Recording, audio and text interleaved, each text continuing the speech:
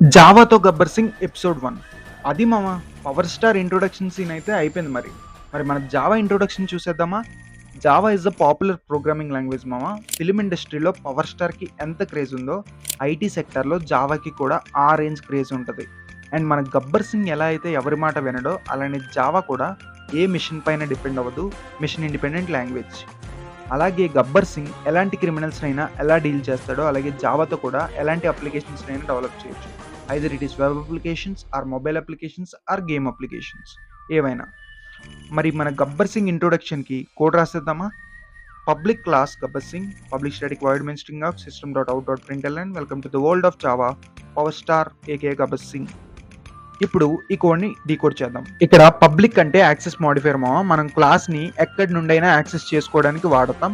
Class అనేది keyword. జావాతో Gabbar Singh ఇది class name. ఏదైనా పెట్టుకోవచ్చు క్లాస్ నేమ్. కాకపోతే